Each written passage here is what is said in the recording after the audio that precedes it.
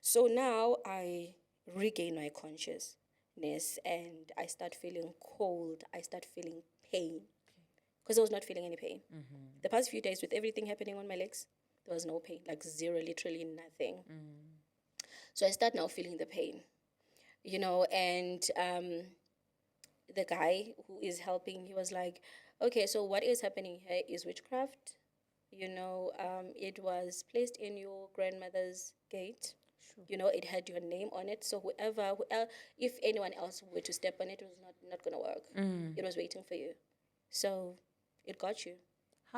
Welcome to the Safe Space Chats podcast with Madam Speaker. My name is Perseverance Maremeni, also known as Madam Speaker, also known as the CEO of Self Love. If you're joining in for the first time, welcome to the family of healing, self-love, and motivation. And if you're returning, thank you so much for the continuous love and support that you are showing me. Bazalwane, as you can see, I am having this hairstyle of wives, of rechtes. And it's all thanks to E2 Hair Studios and this beautiful outfit that I'm wearing. It's all thanks to Crowned Lioness. This water that we are drinking today is all thanks to Hydro Quench, and this studio, this home that we are in, is all thanks to Scent Studios. Now, without any further ado, we're gonna go straight into our guest for today, and we're gonna take it away. Hi, my darling. Hello. How are you doing? Good, thank you. How are you? I'm good, thank you. Please introduce yourself to the people and tell us where you come from. Okay, so my name is Thembelihle. I was born in Eastern Cape in the 90s. And who I am, I'm a mother. I'm a mother of four, but I introduce myself as a mother of six. Okay. Yes, I'm a mother of six beautiful children, 5 boys and a girl. Okay. So yes, my house does smell like a man. And I'm an author, also a philanthropist. I have a foundation, Thembelihle Charity Foundation. And yeah, My sister, I'm a mother of two, and I'm looking at you, I'm like, how are you doing that? it's Like, hectic. my two feel like 10. How are you a mother of six?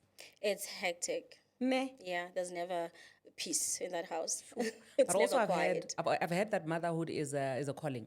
Yes, it is. So you really have to love the children. A lot. Sure. I love kids. So were you raised in the Eastern Cape? Were you born and bred in the Eastern Cape? Yes, I was born in the Eastern Cape, and that was in 93. And in 2000, year 2000 or year 99, if I'm not mistaken, only then I moved to Joburg. Okay. Yes. How was like the transition? I love asking this question, especially when I hear that people lived in two different provinces, to say, how was life like in that area compared to now? It was exciting. Okay. It was exciting. So just to go back a little bit, being raised in the Eastern Cape, my mother was like 21 when she had me. Okay. So she had to leave and go back to school and try to figure her own life out. Then left me with a grandmother. My grandmother left Eastern Cape as well to come this side to join our granddad, and now she left me with the aunt who also left to join her husband. Then now I was left with my youngest aunt who was 14 and I was about 6 or 7. So we're now in a childhood at home. Sure. Yes, and things were hectic. I remember we stayed together for like a year. I remember when she took me to grade R, was it grade 1? For the first time, I did not even have school uniform. So we had to get like we had to Handouts. get handouts, yes, like from neighbors and yeah. So we then moved to Joburg.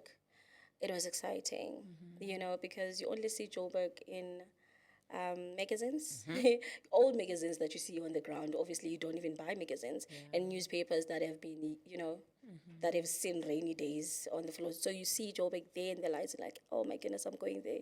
I'm gonna be in a bus. It was the first time I was in a bus, like literally the first time. I had never been on a bus before then. We came to Joburg, excited, thinking I'm gonna live in this nice tall building with lights. To my surprise, my family was staying in a shack. Sure. That was a Yes. disappointment, I'm sure, Yeah, for you. I was like, what happened to Big city life. yeah, what happened? Like, what is going on? What is this? Is this really Joburg? Because, in Eastern Cape, like in any village, you hardly see shacks. Sure. Yeah, even if it's a mud house, it's still a house. So you come to Joburg and then you see so many people living in iron shacks and you're thinking, is this really supposed to be how life is? So we moved into that shack and it was one room. The bed is for the adults, everybody on the floor. We stayed there for like I think a year or two. Then we moved to an RDP house. That is when now my grandmother was approved for one. Would you say that at least, even if you were staying in a tin house, you know, for the fact that there are adults there, it's not just you and another young person, it was a bit better, or you felt like, "Eh, maybe I should have It remained in the was. lollies"? No, no, no. I was not missing the lollies. I was happy to have an adult. Um, I was happy because when I was still in Eastern Cape with my aunt, when we were, struggling a lot, like poverty was like a serious issue there, and they would send me to go ask for food next door. Now with the adults around, I don't have to carry that responsibility. I just have to be a child, eat whatever that my grandmother cooked, accept whatever that is there in front of me. I don't have to be sent around by my aunt, go do that, because I mean she's a bit grown-ish, because she was like 14, 15. She's grown-ish, so she knows what it's like to be embarrassed and shamed. Yeah, so I did not even have to carry that responsibility any longer. Yeah. Sure. And now when you move to the RDP house, Yeah, so we moved to this one-room RDP house. We have toilet or bathroom inside the house. It's an upgrade Yeah. from where we're from. It's an upgrade, and I had to share a bed with my grandmother. So I was sort of her last born. okay. Yes, because my mother had me. She was very young, and she had to leave me home with her. So I was sharing a bed with her. We stayed there for, I think, year 2000 until 2004. So 2004, that is when now I fell ill. So what now happens is that I go to school as normal, come back from school, go to practice. We used to practice at a local daycare. We used to practice, like, do some art stuff for graduation for like the little kids. Come back from that, I'm dirty, and my grandmother's like shouting at me, take a bath and eat and sleep. Tomorrow at school, I take a bath, I eat, and I sleep. I remember we had potatoes, tin fish, and rice that day. I went to bed. At about 11 at night, I started shivering. When you're coming down with cold? I started shivering, and I'm sweating and I'm shivering, and I'm moving the bed. Like, I was moving so much that my grandmother had to wake up and ask, what is happening? Do you need more blankets? Do you have flu? It's in October, it's warm. Like, what is happening with you? And I started throwing up. I was like, I want to throw up, I want to throw up. So they're like, okay, maybe nenyongo. But then my grandmother at the same time was like, how? Because Yeah. you do all these things even if you don't want to, so you're never that sick. So I started throwing up, and then my grandmother was like, called my mom to call the neighbor who was a nurse. Then she came and checked my temperature. She was like, no, this is too high. It's dangerous. She can have a seizure. She can have a stroke. She can die. This is too high. We need to run to hospital right now. So they called an ambulance. We got to the hospital. So when we got to the hospital, I lost consciousness. Sure. That is that's the last thing I you remember. Yes, that's the last thing I remember. Arriving in hospital, I lost consciousness. And everything else that happens after, it was now narrated to me later.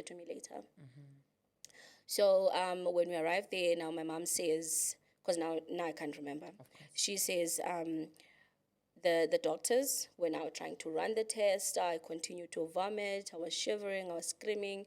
I was like losing my mind. Like I looked like a person who was going crazy, sort of. And the doctors were trying to, restrain me, trying to figure out what is happening, and they were not finding any solutions to my problems. And the following day, I slept in hospital. The following day, when I woke up, my legs were covered with black patches. They were green at first. Your legs were green. Yes. So they started like having patches of blisters that were greenish. Like when blood has stopped in a certain area and then that area turns like sort of green, like you bled inside. Yeah. Yes. So it was like that. It was like patches of green. And then my right leg, it was like I'm wearing a green boot. Okay. Like the veins stop or something, but like from here going down, covering the toes, it was just one color. And still, they can't understand what is happening. Yeah. Day 2, the green patches turned black. Sure. And they started cracking. So these patches were now getting hard. First time they were like blisters, soft, and then they were getting hard. Then they started cracking. As they cracked, they were leaking. So there was like dirty, smelly water. You know, I when I explain this, I always say like it smelled like death. I maybe it's because I know how death smells. You know, it smelled terrible. No one could stand my smell. And even though I've lost my consciousness, to people that are looking at me, they looked at me as though I'm a crazy person, like I'm losing my mind. Whatever that I'm speaking is not making sense. I'm just talking a lot of nonsense. Okay. Like no one is understanding. So on the third day, the night shift nurse, decided to sit and listen to me. You know, like take notes. Yeah. What am I referring to? What am I talking about? Am I really crazy? Is there something bigger here? So according to her, she sat next to the bed and listened to me. Now, this is what I remember. On the third day, remember I had lost my consciousness. It was like black, pitch black throughout. Even though I was talking, people were seeing me talking. But to me, it was pitch black. I don't remember anything.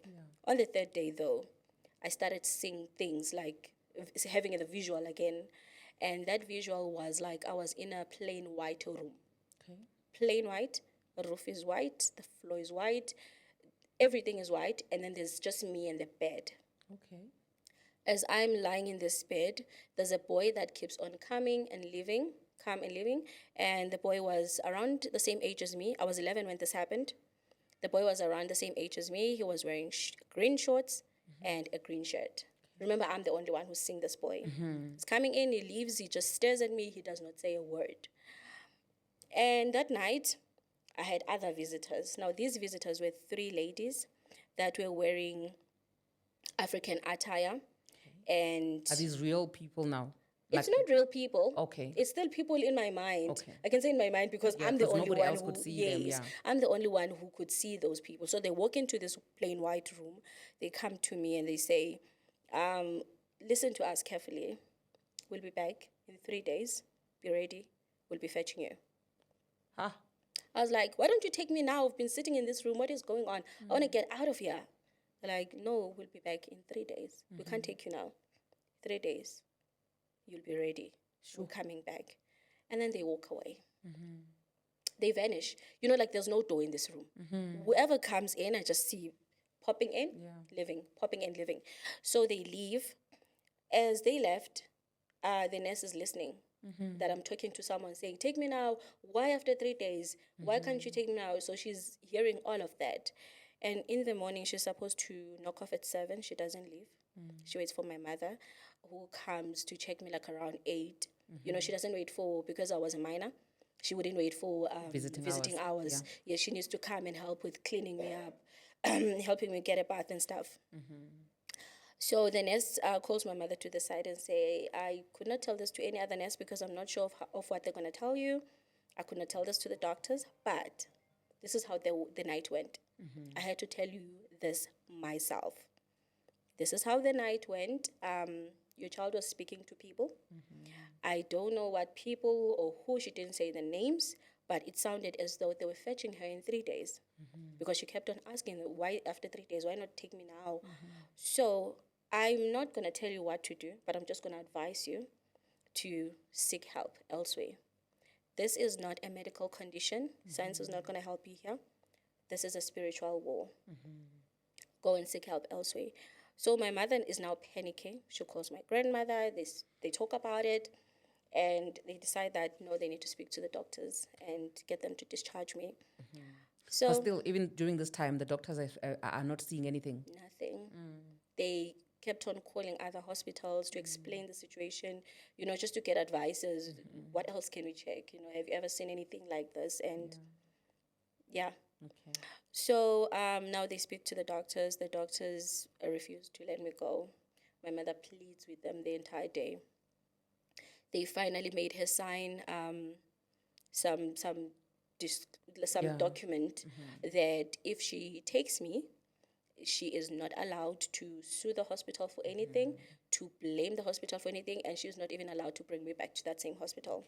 Should there be a need for me to be hospitalized again for the same thing, I am not allowed to be sent to that hospital. It's not going to accept me. Okay. So she was like, okay, it's fine. No, we've got a lot of hospitals in Joburg, so whatever, let's Go just to the sign. next one. Yes. Yeah. So she signs whatever that she had to sign, and we were released. It was almost midnight when they finally, remember now, she was pleading with them the whole day. They finally agreed, they finally agreed uh, just before midnight. And then we now went home. So before going home, obviously they had to go and find a transport, hire somebody. So they did find someone who came to hospital in a van. Imagine, so we were in a van, and because it was not just my mom, it had to be my mom, my stepdad at the time, because she was seeing someone else.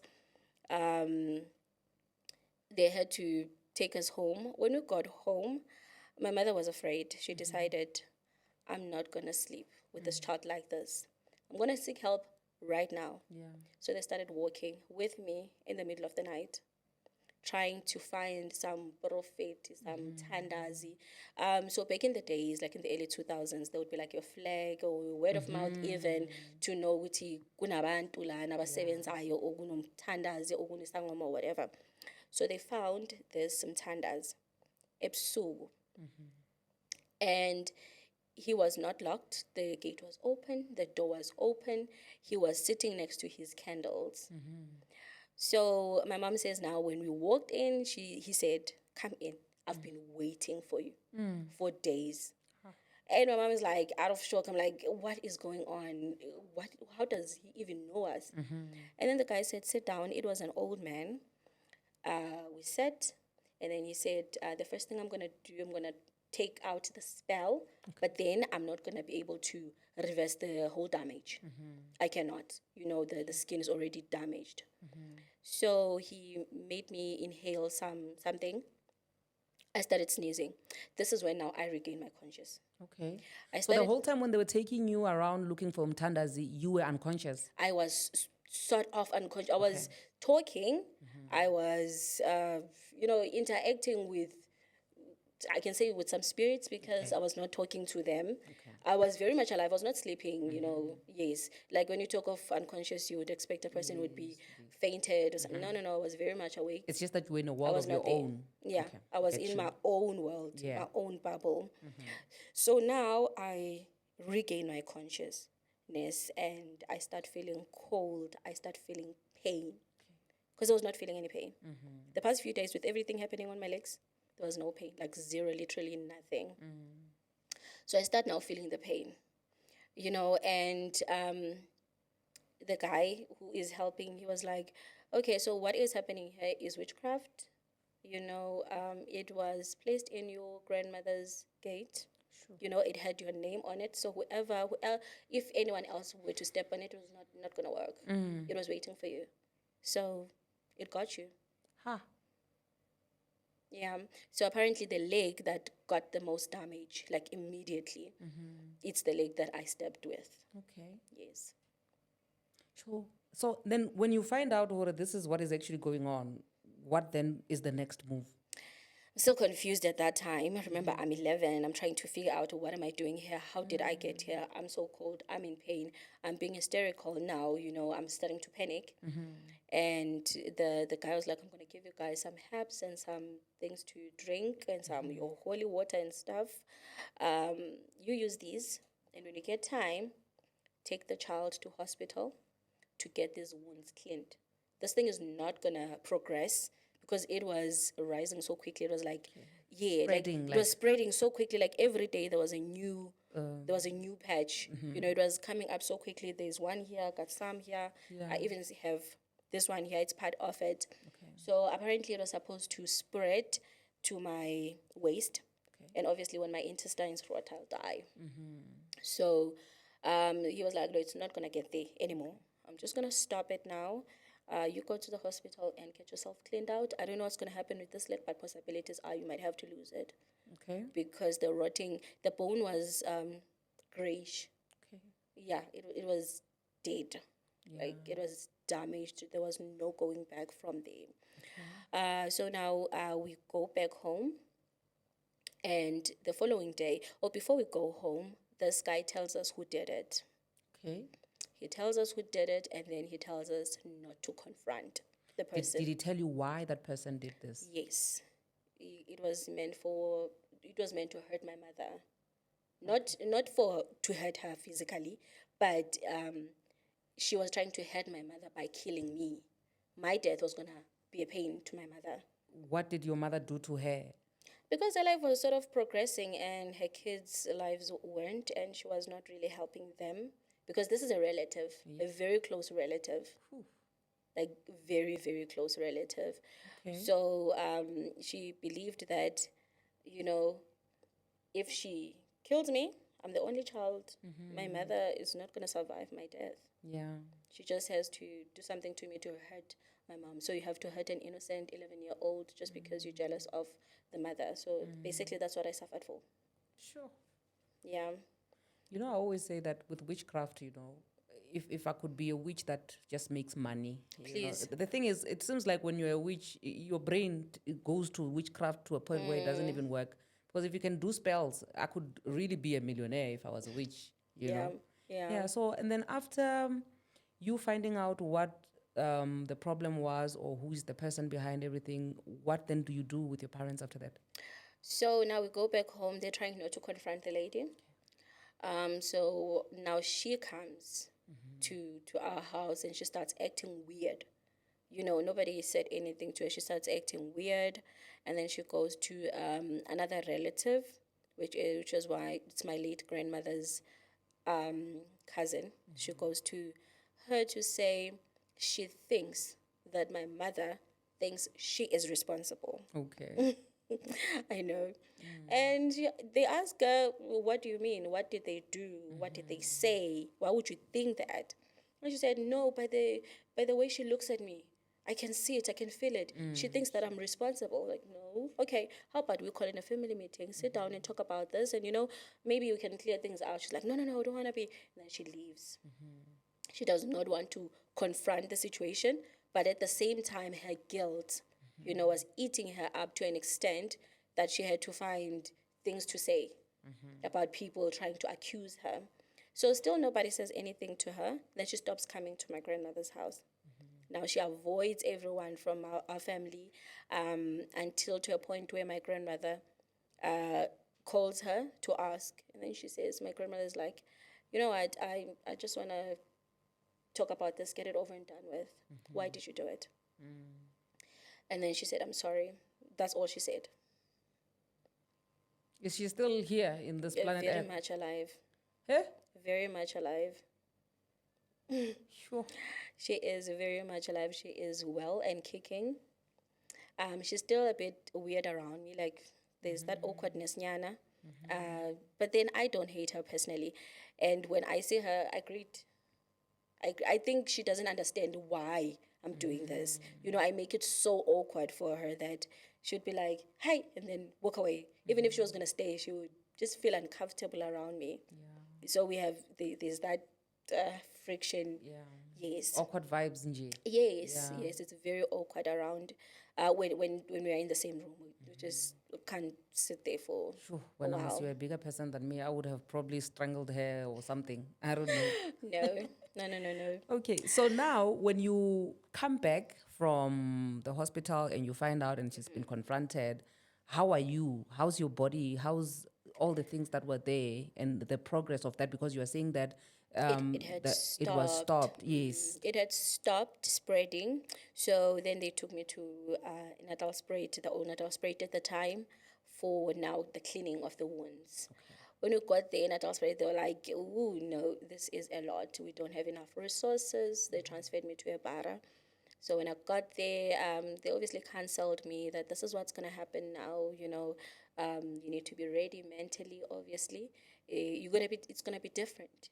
You're going to lose your leg. You remember, I'm 11. Okay, so at that time, that's when they're telling you that they're going to amputate your leg. Okay. They were trying to prepare me for that. So they did say that we're going to try to clean, but then if we reach an extent where you feel that you need to be amputated, you might be. So they proceeded with the procedure. Woke up the following morning because I was sleeping in theater throughout.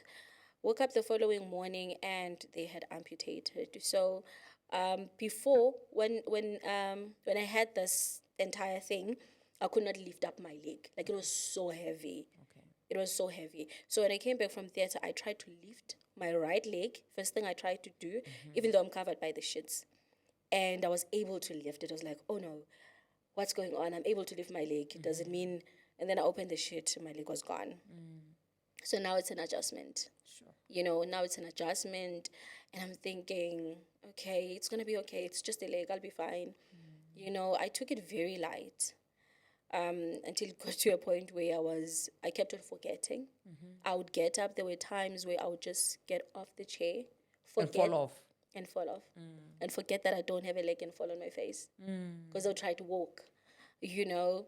And I stayed for was hospitalized in October. Only went back to school the following year, Feb. When I went back to school, now I have to, deal with my peers. They're looking at me differently. There's a friend of mine who said when I came back to school, she was like, "No, don't worry, man, you're not alone. There's another girl who got into an accident while you were away, and she lost her teeth. So it's gonna be fine. It's just a leg." As if it's gonna grow back like the teeth. Exactly. Yeah. She lost her teeth. I was like, oh, okay. I could see that my friend is trying trying to to make you feel comfort me. better, Yes, yeah. she's trying to make me feel comfortable with this entire situation. Right. So I'll go back to school. Obviously, there were those kids that were bullying. Primary was not so bad. And then high school now, when I started when I was 13, that's when the real bullying started. Sure. And even when I started high school, the same friend who comforted me, of which we're still good friends even now, was in an accident and she hurt her leg, so she had a cast. So we're both on crutches when we started grade 8. So she was like, "No, we're twinning, friend. Don't worry, they're not going to touch us." Yeah. You know, like she kept on making me as comfortable as possible. And then now, grade 9, yes, standard 7, that's when the real bullying started. And it was, the instigator of it all was actually a girl that stayed in my street. Okay. She would draw a picture of me in the board, like with crutches and half a leg, and she would write 3.5 leg monster, and she would, when I passed, she would be like, "Ooh, milenze nje," like the scars because they're there. So I even stopped wearing the dress at school or a skirt. I wouldn't even wear stockings or amakusha. No. I just wanted pants, something that's gonna fully cover and not even show a shape of me, because I was just tired, of being made fun of. And also back then, bullying was not taken as seriously as it is now. Yes. Because I remember once when they draw a picture of me in the board, I ran to the office. I was crying. I was upset. I went to the office and I came back with the teacher. When we came back, the drawing was gone from the board. The class was settled, quiet. It was almost as if I was lying. The teachers asking what happened, and they were like, "We don't know what you're talking about." So I'm the crazy one now. Like I'm making things up in my mind. So I was getting upset, and I was like, I'm gonna prove it to them that I'm no different to them. As much as they say I will never have a boyfriend and no one's gonna love me, I'm gonna find someone right here and right now. Biggest mistake of my life. Sure. Biggest mistake of my life, because now I started dating this guy who was a cousin to this girl who hated me so much at school. This was a biggest mistake of my life. I started, that's the second boyfriend. I skipped one. I started dating another guy first from the same township as ours, and I fell pregnant. I think I slept with the dude like once or twice, and I fell pregnant. And when I fell pregnant, he was like, "I'm out. I'm out. Yeah. Like, I'm not dealing with this." And he was really not ready. I don't even think there was love there. I mean, we were kids. I was 15. Sure. I was 15 because I had my first son at 16. Guru, you're adding I'm more things on top of the things which are already there. Tell me about it. Yeah. Yes, I was adding. There is already a pain, and I am thinking that I am trying to prove now that the pain, did not do no harm, did not do any harm to me. You know, I'm still fine. I'm still the same person, and I am destroying myself even furthermore. Okay, so now I fall pregnant. I give birth to this child who was fatherless because I was dumped while still pregnant, early in the pregnancy. And then I'm like, no, man, I'll be fine. You know, these things happen. And my family is very supportive. I think they also didn't want to hurt me more than I was already hurt. So they tried to support me instead of saying, stop. Yeah. Yes, they couldn't. Was it like a bit difficult for them to reprimand you? I think so. Okay. I think they were worried of, maybe they didn't know how I was feeling, and they were just scared to, you know, Be it the parents. yeah, to cause more damage, sort of. Maybe they were thinking they would be causing, whereas instead, you know, reprimanding a child, you're not causing damage. You're saving the child. Giving them the way. Yes, Yeah. you actually save them from themselves at times. So now they're not saying anything at home. They're supporting me. They're taking care of these kids. I'm back at school. And then I now meet the guy, the friend's cousin. Oh, okay. And I'm still not protecting myself, no contraceptive, no nothing. Boom, second pregnancy. Sure. I'm 17. So at 18, I was a mother of two. At the age of 18, I was a mother of two. I think now reality was starting to sink in. You know, it was now because I was 17 when I did my matric. That's one thing, though, I am happy of, that even if my mother was, even if any other person would say my mother was not a good parent, you know, she was not strict enough. One thing about her, she did support me to push me forward, that I don't wake up when I'm 30 and I realize that I was a grade 7 dropout, and now what do I do now? Where do I start picking the pieces? She did allow me, or give me an opportunity to try and push, you know, other positive things, yes, which was when she was taking care of the kids, and then I was going back to school. So when I had my second born, now my dad comes back to my life. You know, it comes back in our lives. And when my dad comes back now, I have to learn to love him, to know him. I don't know him. You know, And there's a lot that has happened in his absence. There is a lot. He was not there when I lost my leg. He was not there.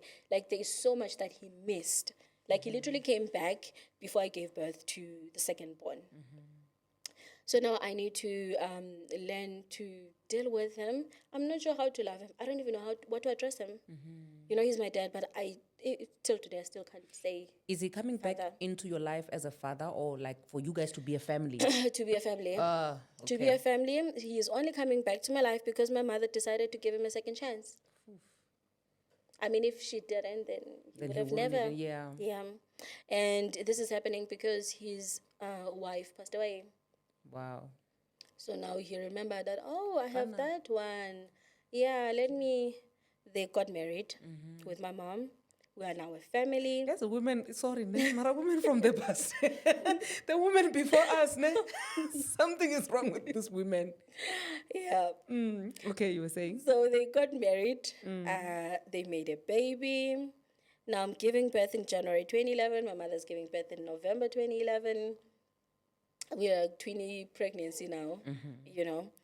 And the following year, I'm 19, turning 19. I'm trying to escape the situation at home now. I'm taking care of my kids. You know, when my mother started having her kids, she started pulling away from me and my, you know, my responsibility, which are my two boys. Like, you're on your own now, you're an adult. She was now focusing on her husband and her new baby. Okay, so now I am trying to figure things out. I'm like, maybe I need, you know, Nami, a significant other that is going to be taking care of us with the boys. So there was this guy that I knew this guy like from when I was younger. So it was easy for me to believe that, because he knows my past.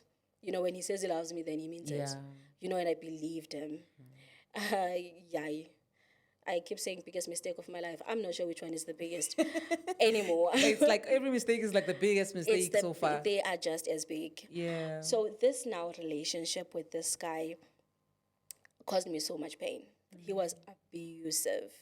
You know, I think I allowed him in too quickly. I opened up too much. I showed a lot of vulnerability. Yes, and then he now used that to his advantage. He saw me as this desperate person, you know, that if I don't have him, I don't have anybody. It's not easy for people to love people like me out there, and for that reason, I'm stuck with him. So I started becoming abusive. So at this time, I had a learnership that I had recently got because I had to find a job. I had to find something to feed my kids. So this guy started becoming abusive. Like he was beating me to the pulp. Sure. I did not even have a prosthetic at the time, so he would slap me. Obviously, I would fall because I don't have balance. There were days where I would wake up to him, to his knees on my chest and his hands on my throat, Sure. trying to strangulate me. And I would be like, what is going on? He would ask me to explain my entire, open up my phone, the the dialed and stuff. I did not even have WhatsApp at the time. So he would go through and say, so and so called you at this time. Who was this? Who's this number? Why is it not saved? What did he want? I had to explain everything. Why am I speaking to a certain person? Are you friends? He's a guy. Why is he talking to you? So he had to be very controlling. It was so toxic. And he was just violent and rough. He would take a knife and put it on his side of the bed, and he would say, when I'm asking, I'm pleading, I'm like, please don't kill me. He's like, oh, shut up. If I wanted to kill you, you'd be dead by now. So what was the knife for on the side of the bed? Just to show me that I can kill you if I want to. Sure. And you were able to sleep. Well, how? Sure. How? You can't. You sleep with one eye open. You're like, because I was even afraid to jump out and leave. But then it got to a point where one night, when he was trying to strangulate me, and I screamed. I screamed. I was like, if you don't stop, I'm going to scream until people come here. Leave me. I'm leaving.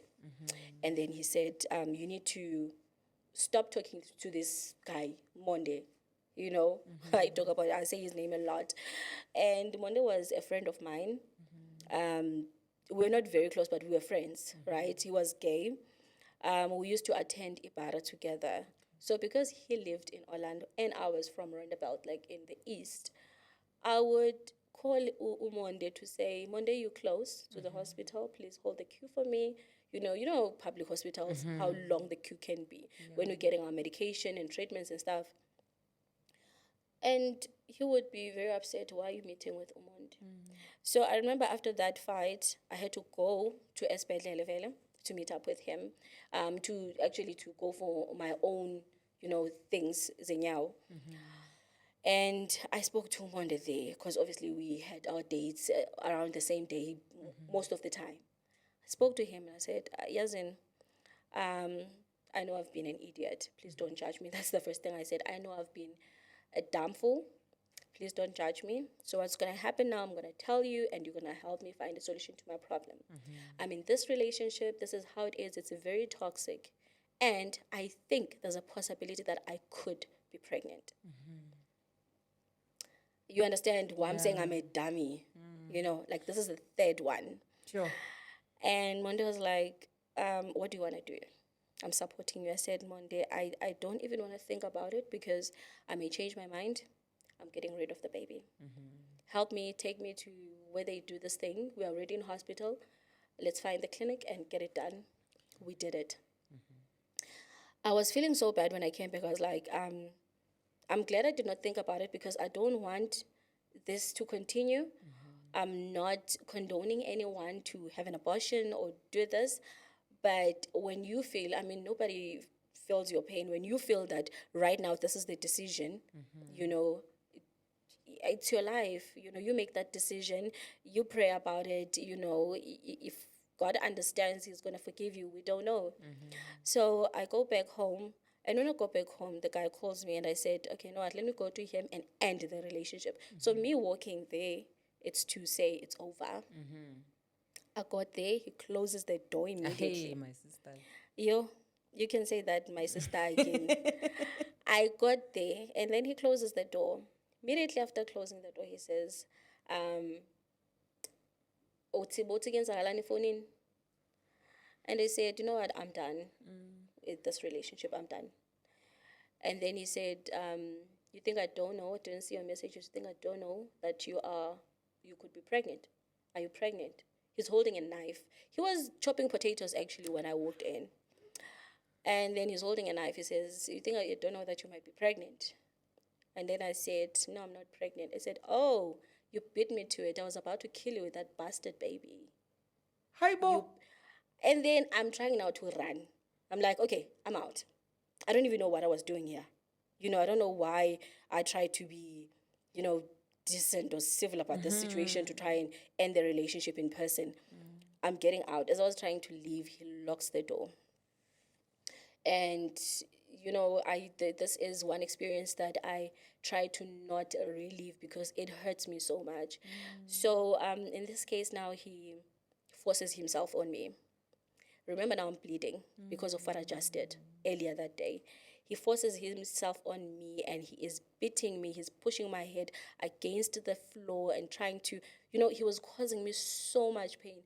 I could not even cry. When you're trying to cry, but the voice is just not coming out. Like, it's like something is stuck here. The pain was to that extent that I could not even, push out the voice. And he did what he did. He dragged a towel that was blue. I remember the color on the floor that was very dirty. He wipes with it and continued with the nonsense that he was doing, sexually assaulting me, I mean. And after that, he get off and just walks away. I hated myself in that moment. I was like, what kind of a monster is this? I went home crying. I was crying the entire way. When I got home, I started bathing. I did not even think about the fact that if I open a case, this is not gonna, I shouldn't be bathing right now. But then I did because I was feeling so filthy. I was feeling like I smell, I was feeling like I was dead. I was that smell of death. I just hated myself. I wanted to clean myself as much as I possibly could. I fell asleep. The following day, I told my cousin everything that happened, and she was like, "What are you gonna do?" I said, "I want to go to the police." We went to the police together. When we got there, I would never forget this day. When we got there, the cops were like, "Ayi, nina abantu abathandanayo nithi banixabene nibe busy nibekana amacala angekho." So it was like my story is just Null and void. yeah, like they did not believe a word of what I was saying. And they said, "Just go to the court and open a protection order. Because there's nothing you're going to get from this case. There's no case here." I went to the court. I got the protection order against the guy. And they came to make him sign it. I wrote everything on it, like everything, how he hurt me. Like, I just wanted to put it down there that I'm not making this up. I was trying to prove that. I don't know to who, because I knew my truth, and everyone that I was telling the story, some were believing, some were not, because they trusted him, I guess, people, because he seemed as a decent person. Yeah. So I wrote it down. He signed the protection order, and he was laughing while signing it in front of the cops. And it's like they didn't care. The cops were like there, like his friends, like chatting. I was so pissed. I wanted out of there. I left them and went back home. So that was the end of the relationship that I had with that guy. But it didn't stop there. He tried to, make me feel uncomfortable in the community a couple of times. There was a time where he pulled my hair, put a knife on my throat in the middle of the street. He was very drunk. And then I screamed. There were people on the street who came to my aid. And he would be like, he would say things like, "If I can't have you, no one else will." I don't know whether he hated me or what. It got to a point where he even said to this other guy that now he left. He left Joburg after that. He left Joburg because he was trying to rape a neighbor who was mentally disturbed. Sure. So it was in the middle of the day. Hi, Bo. and she screamed, and people came to rescue her, and then he was running for his life. He went to Eastern Cape. This guy was a scumbag of Yeah. loot. So he was gone for like, I think, 4 or 5 years. And then he came back to the township. When he came back, now he came back with he had like a huge scar here. Like his chin was cut open like this. So I was not talking to him. So I saw him from a distance, and I knew the sister. And then I asked the sister, what happened to your brother? And then she says, oh no, lo Satana lo, he tried to rape our aunt, our dad's sister, who is also mentally ill in Eastern Cape, and the husband walked in and tried to kill him with the tselemba, or the sword thingy, and he was trying to kill him with it, and then Yamshaya here, which is why this part was cut open. So he ran, he went to town, or Ebalega. I don't know where he got the money from, but he landed in Joburg again. Now he's running From the Eastern Cape. from that. So I think when those things now were happening, only now a couple of people who did not believe me at first believed me now, now that it's happening to multiple people, that this is, Yeah. a terrible person. I might have been telling the truth, but then it didn't matter, because years had gone past. If you didn't believe me then it's Doesn't fine. matter I now. know my truth, so it's fine.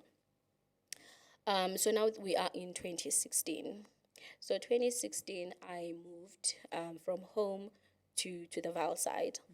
When I got there, I was now dating someone else who was like a better version of a man, like I think, or at least I used to think. We were in a good relationship. Everything was fine. He seemed comfortable around my kids. He could be potentially the main figure in their lives. Yeah, until now, the dummy in me still falls pregnant. Please, that My face. sister. Please, No, that I'm not face. even judging you, because at this point, I'm like going back to my initial statement to say sometimes for some people, motherhood You is know? a gift. So I am pregnant again, and this time around I think I was like 22. Sometimes I look back and I'm thinking, what was going on? Like maybe I was desperate. Maybe I was too much of a pleaser, that if I'm with a man and I feel like he's in love with me and he wants a baby, I'm like, take a baby. My sister, I don't judge you there, because I'm thinking to myself, my next man, I'm going to give him one baby.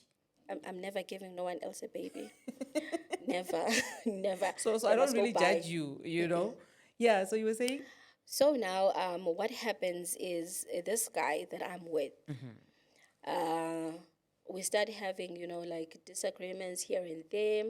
He is supposed to, he comes, he tells me that he needs help. He lost a job, he needs help to pay rent and stuff. I'm like, I can't help you. I just got myself a bond. It's a lot. I can't. And then he says, okay, so what happens? I'm like, okay, maybe you can crash with me for like 6 months or so till you back on your feet. I hate Africans' marriage, my sister. Yay, Faten said. So he moves in. We agreed that he'll be moving out in 6 months. He's going to continue finding a job. He moves in, he relaxes. He's no longer looking for a job. He's no longer washing dishes. He won't even make his bed. Like, I need to wake up in the morning, go to work, come back, wash the dishes, cook. I'm like, He's dude. on vacation. I'm like, this is not happening. I'm not your mama. It's not happening. I'm not gonna do this. If at least you did not go out there to look for a job, can I find the house clean? Can I find you cooked? You did the bed, or maybe even wash the boys. Do something. You can't be sitting here enjoying TV. So we fight because of that. Started fighting because of that, and he says, you know what, I see that you saw someone else, you're dating your people from your work because I'm unemployed, and is coming up with all sorts of stories, and he starts being physically abusive. Remember, I have trauma from that relationship, the past one. And that trauma now triggers, now I'm triggered and I'm like, get out. I told him to leave my house. I'm like, leave right now. Like immediately, right now. I don't care what time it is. I don't care where you get the money to leave. Leave. And then he says, what am I going to do with my clothes? Because when he moved in, I told him not to move in with his furniture. Find friends to Put your stuff. put your stuff. He only came with his clothes. So he said, I don't even have a bag because some of my things were like in plastics and stuff. I said, I'm going to give you the biggest one that I have in the house. I don't want you to leave not even a pin. So you don't ever have to come back here. Leave. Like, impama yakhe, you know, like, ngathi ngavela ngahlapukela. I was like, no, no, no, no, no, no, no, no, not, like, that's how I felt. I was like, not again, not again, not again. It's not happening. Go, go, go, go, get out. I want to be alone. Didn't even want to say second chance, No, nothing. no. He tried to apologize, to say it's a mistake. I said, I don't want to hear Imagine it. a mistake which is eating your food in your house must slap you now. Mistake. Ha, my sister. I can't. I said, I don't want to hear it. You get out of my house. So he packs all his stuff. He calls someone who he said it's a sister, which I found out later that it was a girlfriend that stayed in another province. Okay. His girlfriend, you know. And I found out later still that when I'm at work, someone from the area that we stayed in used to chill with him there by my house. Wow. And that person believed that the house was his. Wow. Excuse me, the house was his. He was staying there with his kids. My boys are his. You know, I'm the one who is crashing. I'm the homeless one who's crashing. I find out all of this later when I met this girl. And she's like, is this your house? I said, yes. I said, hi, Bo, where's the guy? I'm like, what guy? The owner of the house, the father of these two persons. Like, what? Like, yeah. I know him. I've been there a couple of times. I'm like, you've been to my house? Girl, what are you talking about? Like, where was I when you were in my house now? So, yeah, that relationship ended there. And guess what? Just like I said earlier, Bobo the fool in me was already pregnant at the time. But I didn't care. I was like, okay, because that procedure that I did traumatize me in a way. I'm not doing it again. I'm going to have baby number 3, fatherless. It's okay. I'll be fine. You're moving on. I'm going to feed you like I feed the others. You guys are going to be okay. I kept the baby, and until June, it was in June when I said he must move out. In November, I was 5 months pregnant, and I had to go for an emergency C-section because I had a seizure. I started bleeding at work. They rushed me to a clinic, and then I had a seizure. Okay. Rushed me to hospital. Apparently, I had a placenta previa at the time, so they had to deliver that baby at 5 months. Okay. So the baby was on incubator for a couple of months, discharged at 8 months. Okay. So I thought she had survived. It was a girl. I was like, oh, okay, she was okay. And I think about a week after she came home, she started, struggling to breathe. Obviously, the lungs were underdeveloped. Go back to hospital. And in June, now this is in June 2017, my daughter passes away. She passes away. I was called at night. I went to check the baby in hospital to identify the body.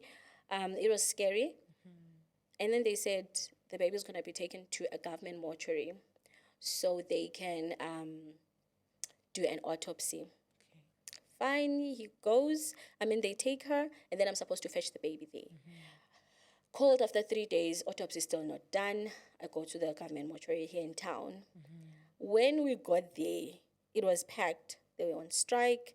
They were on backlog. The bodies were missing. It was a lot of chaos happening. So I got there and I was like, okay, please release the body. I don't care if you did or you did not do the autopsy. I'm not blaming. I'm not going to sue any doctor for not saving my child's life. I know that baby was born way too early. It would have been a miracle for her to leave. So just release the body. We just want to bury it and move on with our lives. We can't be stuck in this chapter. Fine, they said, now come and, to the back of the morgue, of the government mortuary to take out the body. I have never seen anything like that. Like when you walk in, the smell of, I don't know whether the bodies are decomposing, death smells bad. Sure. The smell, they can't find my baby. She is squashed somewhere here under so many bodies that are piled. Like it's a body on top of the body on top of the body. Like, this is the horror movie. I went in and I walked out. And I was with the person from the private mortuary that we had got. I said, just go, and if you guys find a baby, I'm just going to identify. I can't. I could not. Like, they had to pull a body under a body, and then the others fall, and then they need to move there. Oof. It was just chaotic and scary. I just didn't want to be part of that. Finally got the baby. I think it was like an hour later. They finally managed to get my child. We buried her. That now passed. It is in June 2017. October 2017, my grandmother, who was my mom, she passes away. Now, that one hit me hard, but I still had mommy with me, Yeah. And about 7 months later, which marks 12 months from my daughter's passing, my mom passes away. So now I had to bury my three, girls within a period of 12 months. I think now with my mom's passing, I became numb. I lost it. I became numb. I was like absent. Yeah. Throughout the funeral, I don't remember anything. It's almost like I switched off Yeah, something. shut down. Yeah, I did shut down somewhere. They would come to me to say electricity is finished, and I'd be like, how much? Hand the money, and then I'm gone. You know, my cousins would wake me up and say, no man, don't be sleeping. Let's drink something. Let's have some shots. I'd be like, I can't. I would just fall asleep, sleep after sleep. I just couldn't cope with it. Okay, fine. We buried my mom. I think the only tear I shed on my mom's passing was on the day of the funeral when they called me to say something. I was not even prepared. They called me to come and say something.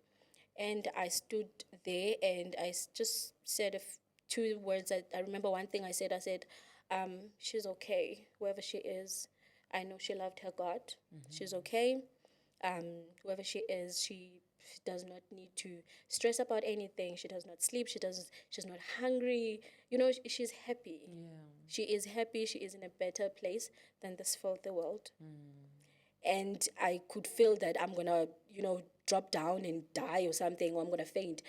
And my other cousin came and catched me and put me, she was like, sit down, because she could see that there is so much that I don't know how to express. I don't know how to feel. I don't know what to do. It's like I'm not in control of my own mind. So we buried my mom, and after burying my mother, we came back to Joburg. So coming back to Joburg, remember we have a dad now who came back, Oh, yes. and the dad is like, I don't want no kid here. Yeah?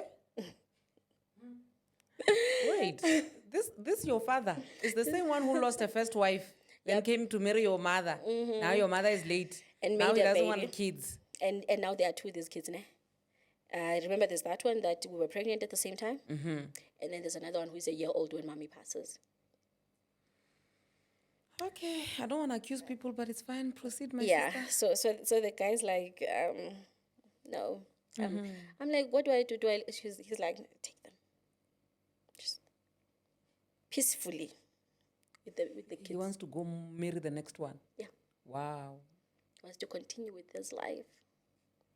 Like that. Fine, I take the kids, come back to Joburg, continue with my life, because before my mother passed, I said to her, I'm going back to school. So I'm like, it's going to be hard, but I'm going to continue.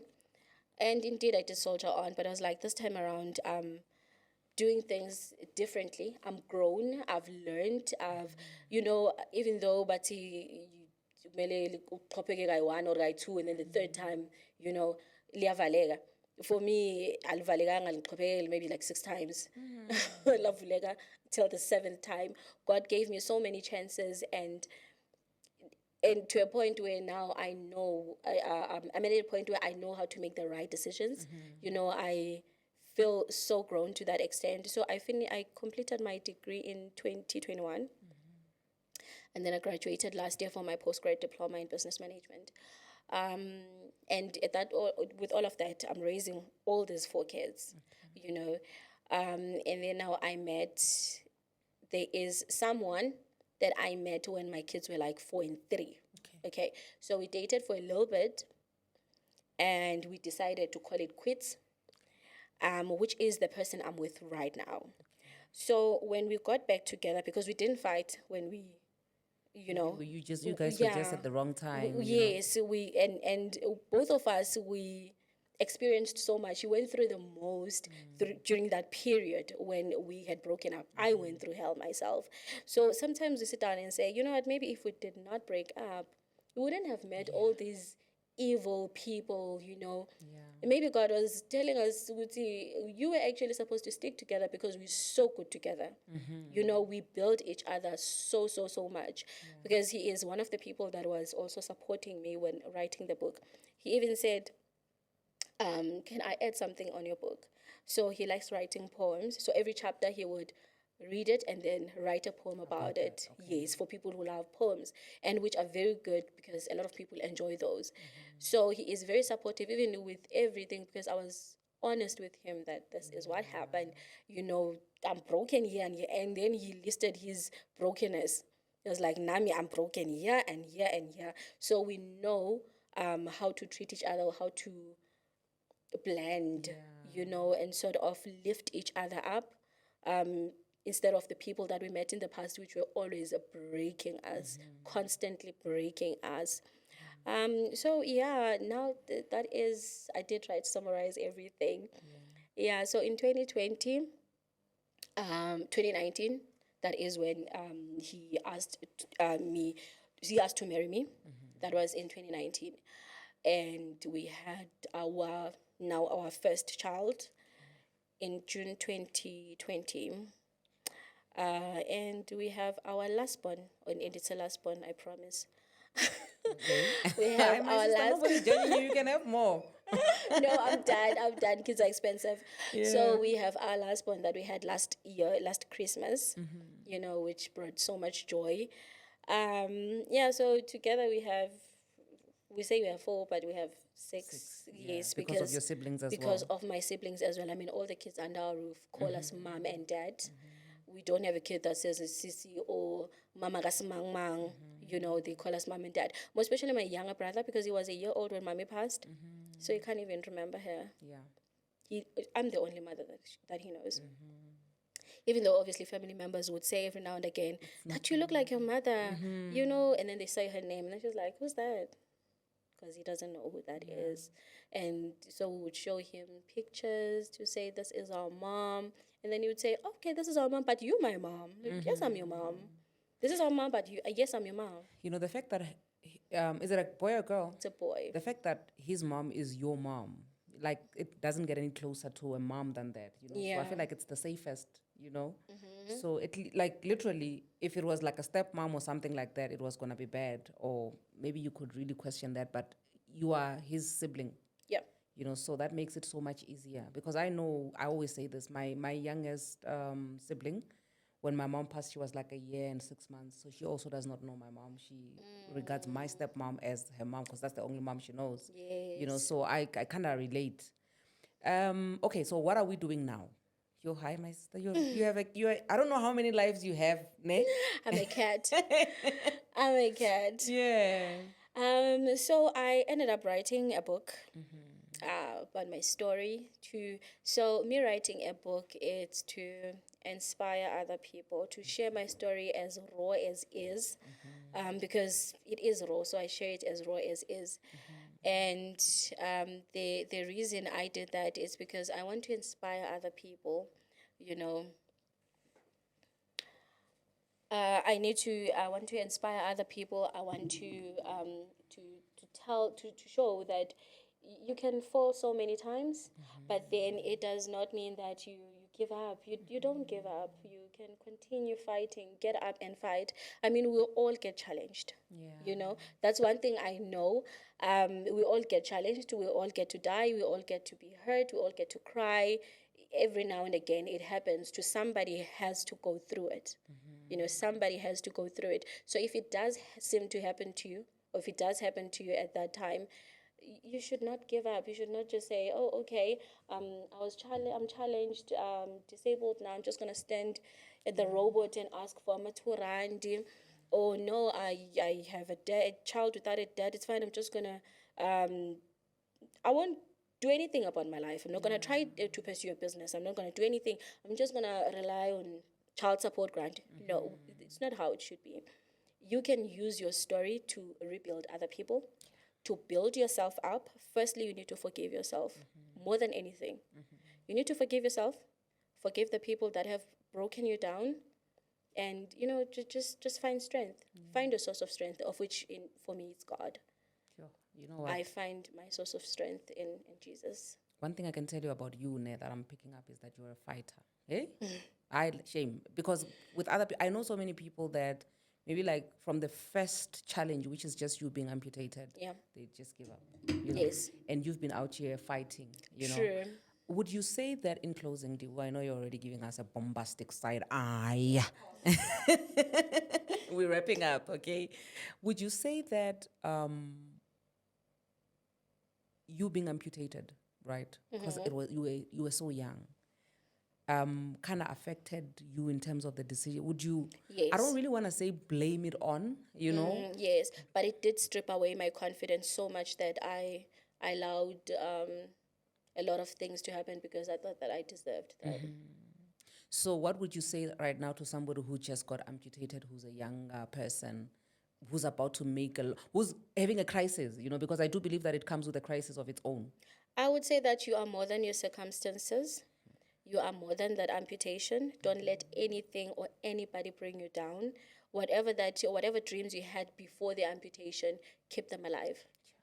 Fight on, keep them alive. Don't let anybody. And lastly, do not make a baby to please anybody. Sure. Make a baby because you want a baby and you are ready for a baby. Ne? Simple as that. I'm not saying that I don't like my kids or anything or they. Yeah. No. I love them. From here to the moon and back. I love my children. I don't want to lie. They are here now. But then, if I were to do things different, if you ask me, if you were, would I be doing would I do things any different? Absolutely. I would still have kids, but at a later stage, when I'm settled, like I am right now. I do love my boys, but then if I had a choice, I wouldn't have had them That as early, yes, as I did. Yeah. No, I appreciate that because we have Pumpkin over there who's 18 who will be understanding very well that she does not have to rush into having babies. At least for another 10 years. For another 10 years, ne? Good. 28 is the mark, my sister. Thank you so much, my darling, for sharing with us your story. Yes. You're gonna tell us where people are gonna get you on the socials, ne? I just wanna say my part before we close, ne? To say a big shout out to E2 Hair Studios for doing my hair. Look like a wife, right? Big shout out to Crown Lioness for dressing me up. A big shout out to Send Studios for being our home, and a big shout out to Hydro Quench with the water. Where do the people get the book? Where do they get you on the socials? Okay, so on the socials, I am on Facebook, Thembelihle Chanda. I think I'm the only Thembelihle Chanda on Facebook. Yes, so you'll see just a pretty picture here, there with a girl that is graduating. Yes. And on TikTok, it's Zizo, the Zizo THE_natural. Also available on Instagram, same handle, Zizo the natural. And my number is 079 9989 886. So for anyone who wants to order a book, it's 200 Rand. I do courier. It's a self-published book, so you can only get it through me. Contact me on my socials or WhatsApp directly on my number. That is also still fine. Yeah. Okay. No, thank you so much, my darling. Guys, please don't forget to visit our website now for more information, www.madamspeaker.co.za. With that being said, we are signing out. We shall see you on the flip side. God bless you. Mwah.